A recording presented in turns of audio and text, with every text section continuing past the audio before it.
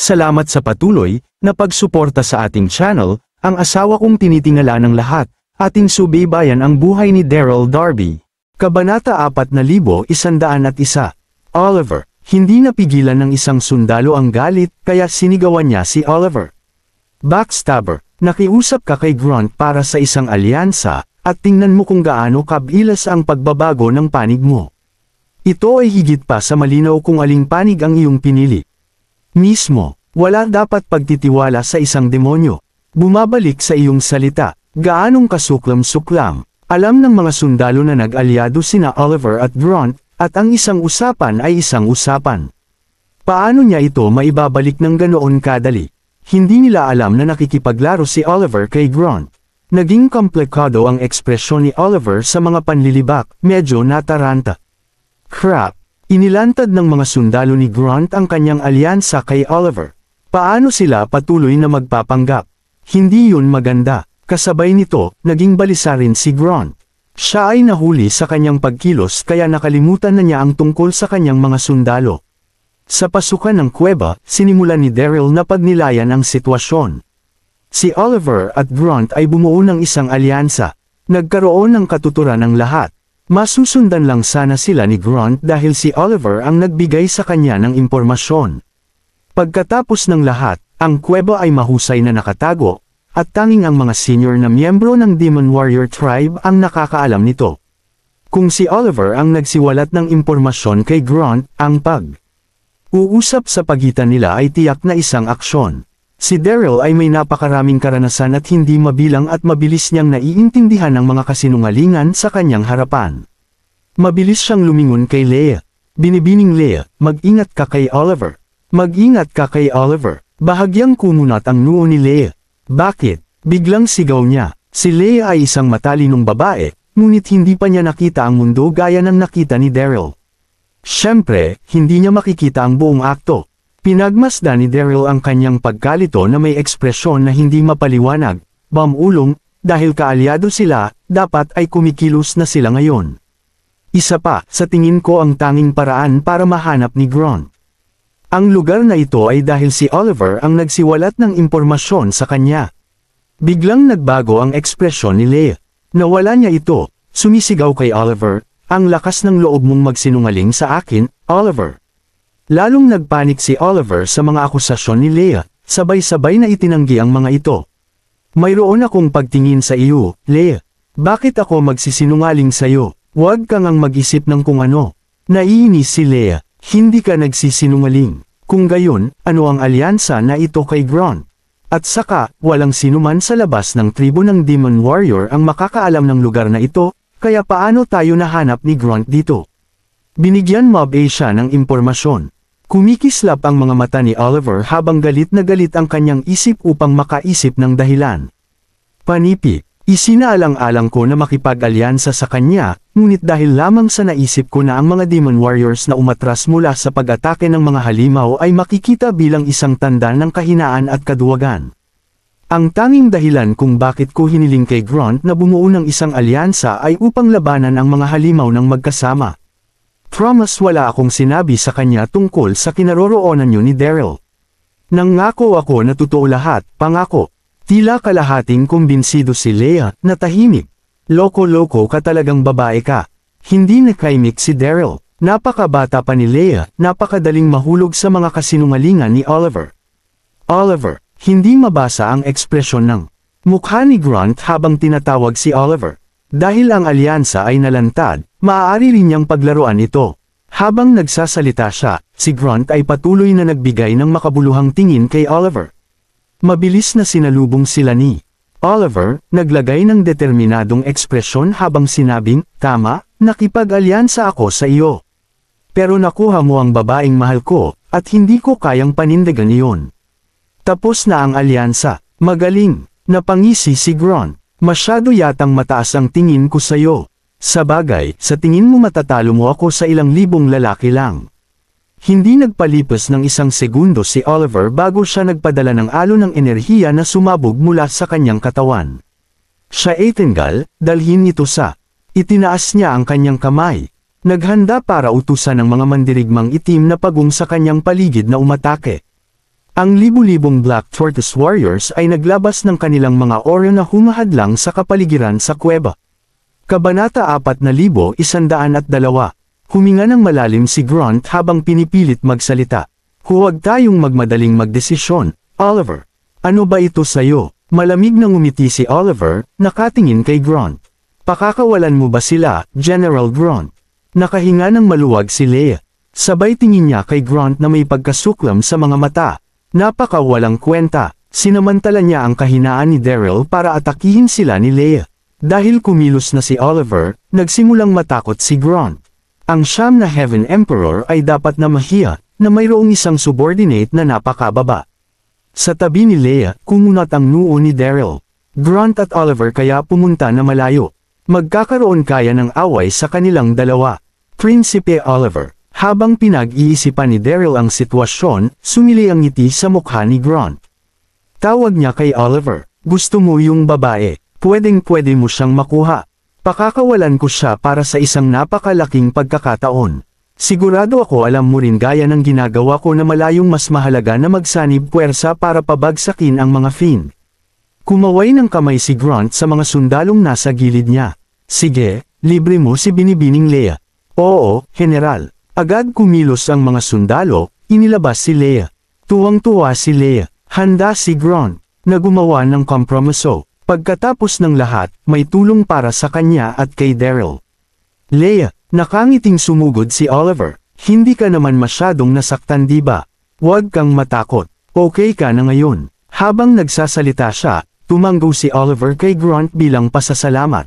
Talagang sumuko si Grant, ngunit bahagi rin iyon ng plano. Ang layunin ay para kay Oliver na magpakitang mas kabayanihan at lalaki kay Leia. Gayunpaman, sa maliwanag na pagnanasa ni Oliver, si Leia ay hindi masyadong emosyonal. Sa halip, mabilis siyang kumalma. Oliver, lumingon si Leia para ituro si Daryl, nasa kuweba pa rin. Nagmamadaling, sabi niya, bilasan mo, palayain mo rin si kagalang-galang na Master Darby. Walang ibang ginawa si Leia kundi ang paghanga at pagmamahal kay Daryl. Hindi niya nakalimutan na hindi pa siya nakakalabas sa panganib.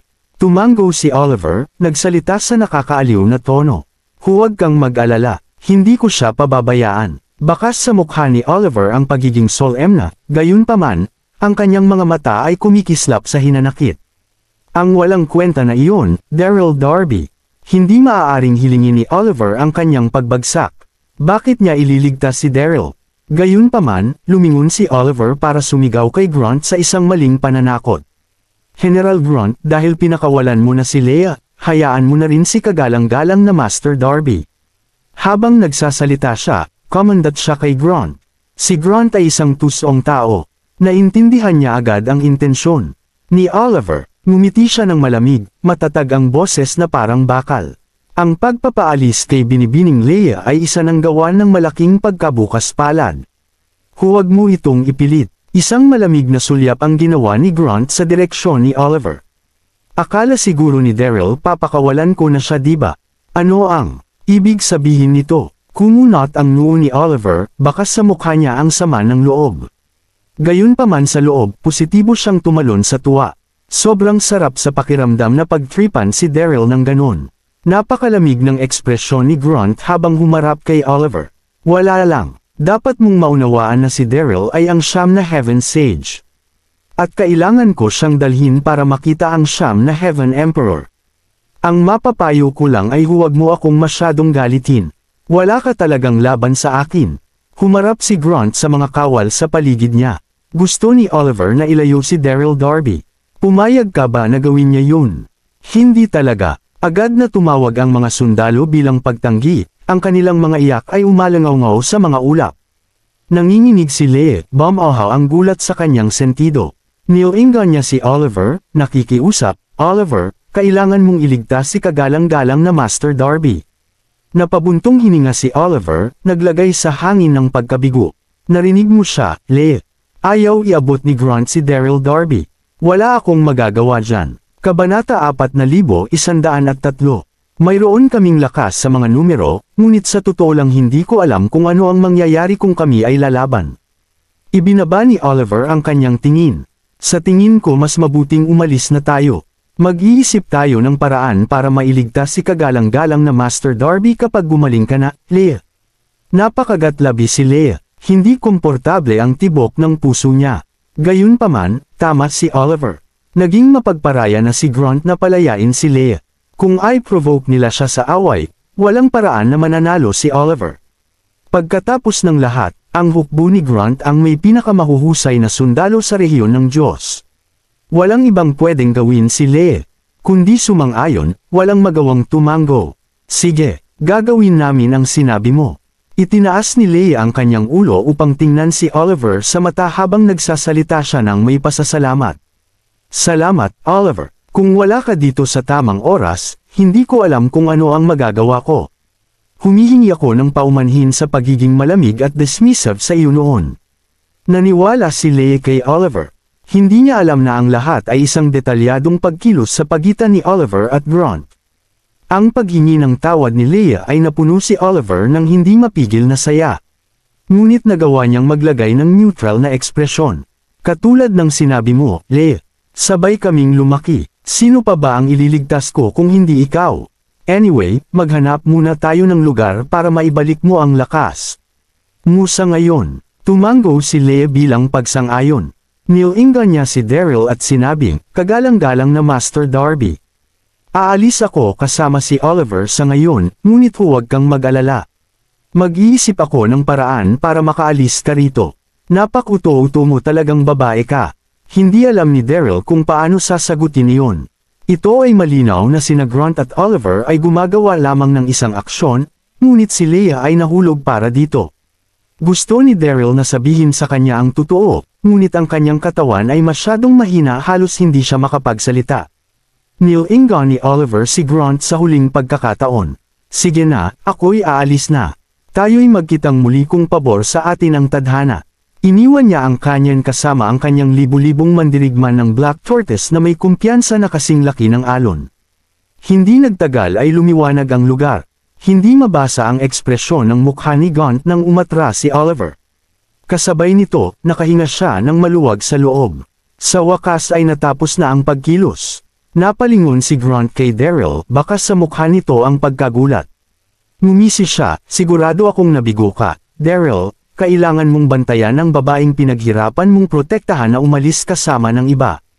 Well, wala nang mag-aalaga sa iyo ngayon anuman ang gawin ko sa iyo, panipi. Ang kasiyahan ay nasa buong katangian ni Grant habang nagsasalita siya, pero napabuntong hininga na lang si Daryl. Pwede ka nang tumigil sa pagsisinungaling, Grant. Alam kong gawa-gawa lang ang munting pag-uusap ninyo ni Oliver.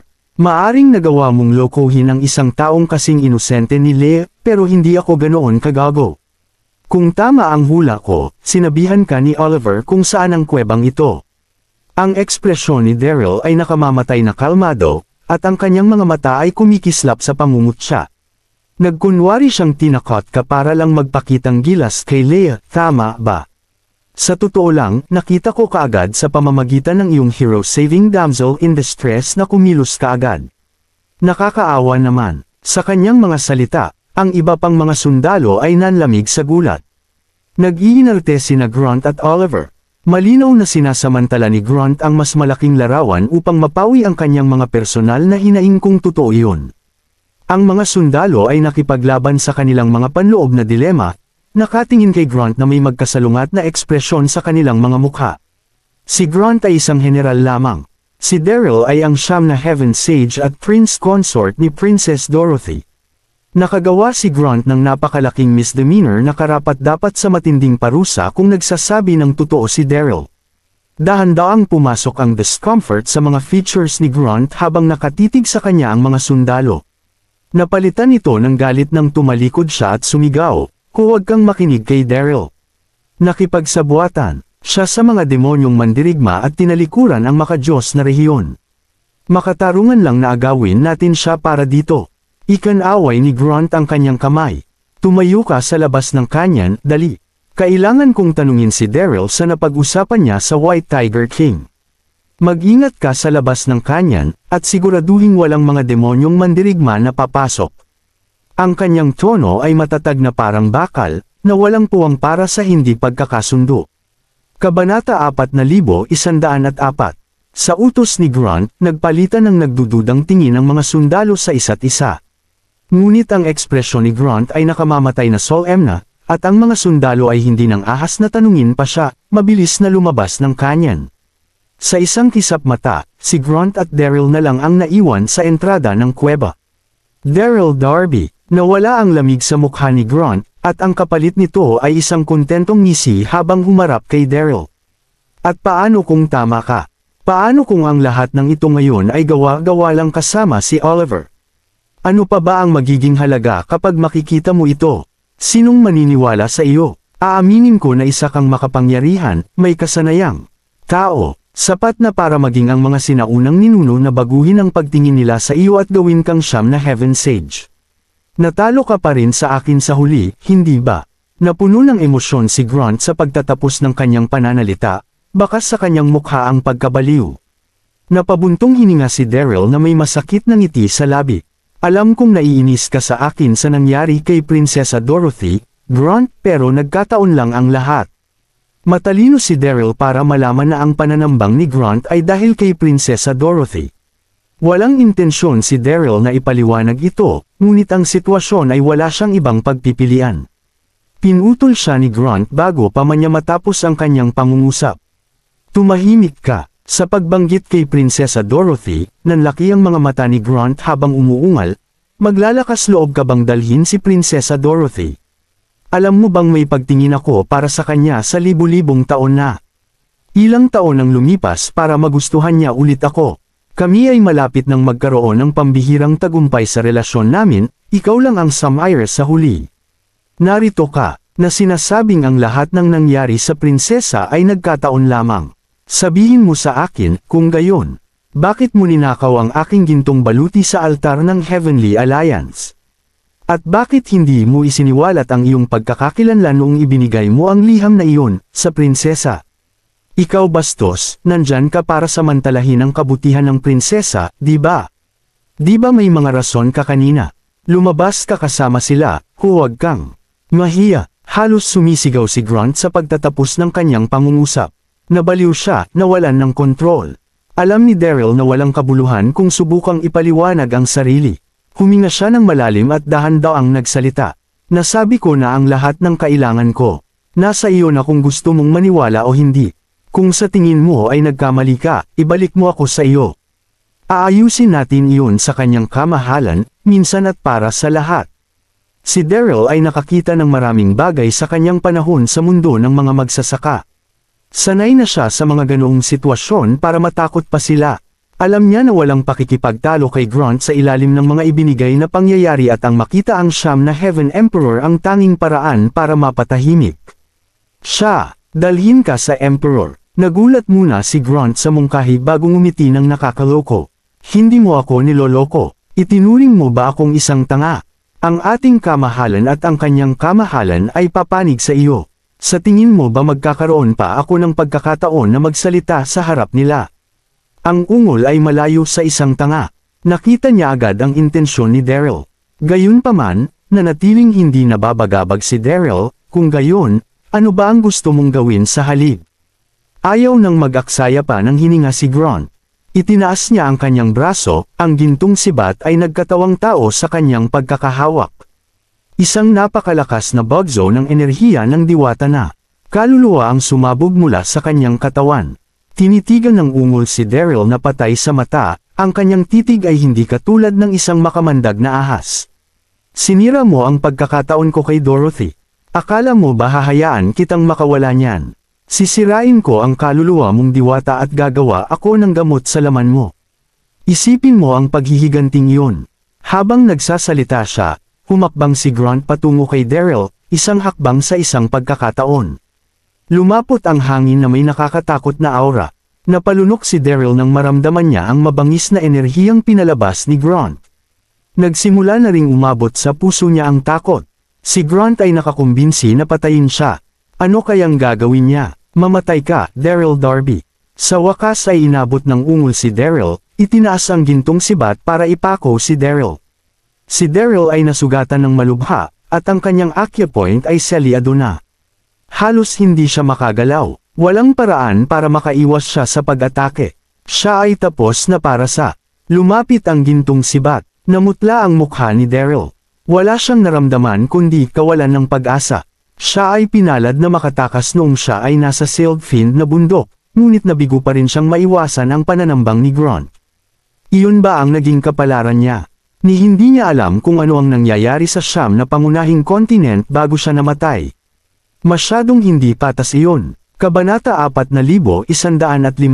May nangyaring kakilakilabot. Nang malapit ng ipasandal ng gintong sibat ni Grunt ang diwatang kaluluwa ni Daryl, isang malakas na sigaw ang maririnig mula sa labas ng kanyan. Sinundan ito ng isang sundalo na sumugod sa kuweba na may gulat na ekspresyon sa mukha.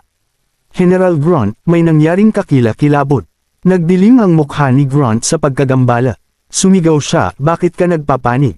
Hindi ba sinabi ko sa iyo na magbantay ka sa labas ng kanyan? Ano ang ginagawa mo dito? Ano kaya ang nangyari para sa iyo, isang miyembro ng dakilang rehiyon ng Diyos, para mag-freak out ng ganito? General Grunt, ang sundalo ay nabalisa habang ang kanyang noo ay may butil na pawis. Halos hindi niya mabuo ang isang pangungusap sa kanyang takot ngunit nagawa niyang sabihin, maraming halimaw na mandirigma sa labas ngayon. Ang kanilang pinuno ay may nakakatakot na kapangyarihan, at malapit na tayong matalo sa kanya. Ano? Kumabog ang dibdib ni Grunt sa mga salitang iyon, nag-iingay ang kanyang utak. Hindi ba umatras ang mga fiend mula sa sealed field na bundok? Bakit marami pa rin sila? Ang kanyan ay halos imposible ring mahanap. Paano nila ito nahanap? Nang gumaling si Grunt mula sa kanyang pagkagulat, sunod-sunod na dagandong ang umalangaw-ngaw sa hangin. Sinundan ito ng isang figure na nakasuot sa likod na nagmamadaling pasulong. Ito ay isang magandang babae. Nakasuot siya ng all-black armor na nakakapit sa kanyang katawan, na nagpapakita ng kanyang nakamamanghang figure. Walang kahit isang kapintasan ang kanyang katangi-tanging katangian. Ang kanyang kagandahan ay malapit ng perpekto, pangalawa lamang sa iilan. Gayunpaman, isang nakakatakot na demonyong aura ang lumabas sa kanyang katawan. Ito ay sapat na napakalaki upang gawing bumaba ang temperatura sa kapaligiran, na nagpapadala ng lamig sa gulugad ng isa. Ito ay si Morticia Eve, isa sa 12 Fiend Martyr ni Archfiend Antigonus. Si Master Mag-Era ay nakatakas sa panahon ng digmaan sa sealed fiend na bundok, na nag-utos sa hukbong ng mahigit 100,000 na bugbog na sundalo na tumakas sa iba't ibang direksyon hanggat maaari nilang marating. Pagkatapos, inutusan ni Archfiend Antigonus si Morticia na habulin ang mga sundalo. Sa ilalim ng utos ni Archfiend Antigonus, ginugol ni Morticia ang buong araw sa pagsusuklay sa mga lugar malapit sa sealed fiend na bundok. Sa proseso, nagawa niyang ibagsak ang isang mahusay na bilang ng mga sundalo. May nakita siyang aktibidad doon at pinamunuan niya ang isang hukbo ng ilang libong halimaw na mandirigma ng walang pag-aalinlangan. Hindi nag-aksaya ng oras si Morticia. Pagdating sa kanyan, inutusan ang kanyang mga nasasakupan na salakayin kaagad ang mga sundalo habang siya ay lumundag ng mas malalim sa yungib upang tingnan kung may iba pa doon. Natigilan si Daryl nang makita niya si Morticia. Tinitigan siya nito, hindi kumukurap. Napakagandang halimaw na babae. Ang kanyang hitsura ay maaaring karibal sa Diyosa na Sinua. At the same time, hindi rin nakaimik si Grunt. Tinitigan niyang mabuti si Morticia, na distract sandali. Hindi niya akalain na may ganitong kagandahan sa lahi ng halimaw. Gayunpaman, mabilis na natauhan si Grunt, malamig na dumura kay Morticia, ang lakas ng loob mo, hamak na halimaw na general. Umalis ka kung hindi pagbabayaran mo ang problema mo. Mayroong mga natatanging hierarchy sa hukbong halimaw. Si Archfiend Antigonus ay nasa tuktok, na sinundan ng mga Fiend Martyr, ang mga general, at sa wakas, ang mga mandirigma. Naisip ni Grunt na ang babae ay napakarilag, ngunit siya ay napakalakas din. Siya ay kumbinsido na siya ay isang general. Pagkatapos ng lahat, ang pangunahing puwersa ng Fiend ay malapit sa Imperial Sky Palace. Walang paraan na nagpadala sila ng Fiend Martyr doon. Mali ang hula ni Grunt, ngunit hindi niya ito alam. Ang lakas ng loob mong sabihin yan. Dumilim ang mukha ni Morticia habang pumipis ang labi. Pinandilatan niya si Grunt, puno ng pangungutya at pangungutya ang kanyang tingin. Isang halimaw na babae ang nanunuya kay Grunt. Ang kahihiyan at galit ay Nag-alab sa kanya habang hawak niya ang kanyang gintong sibat at sumigaw, "Napakalakas ng loob mong hindi ako igalang ng ganyan, ikaw na hamak na general. Sa impyerno, kasama ka." Habang nagsasalita siya, nag-channel si Grunt ng isang pagsabog ng makajos na enerhiya na sumabog mula sa kanyang katawan habang siya ay pumailang lang patungo sa langit. Sumakay siya sa direksyon ni Morticia na parang gintong kidlat. Umungol si Ungol sa lakas ng enerhiya ng kanyang diwata na kaluluwa. Habang siya ay gumagalaw, ang gintong sibat ay tumusok sa kapaligiran, na humaharang sa hangin sa paligid nito at bumabalot sa kuweba ng isang gintong kinang. Hindi mo alam kung sino ang kinakaharap mo. Si Morticia ay mukhang halos hindi apektado sa pagsabog ni Grunt na malamig na tinitigan siya. Nanatili siyang patayo, walang anumang intensyon na iwasan ang pag-atake. "Ikaw siguro ang Grunt na kapwa. Siguradong natagalan ako bago makarating sa iyo ngayon." 2. Continued. Maraming salamat po, mga kamaster. Paki-subscribe, and hit the notification bell para sa susunod nating kabanata.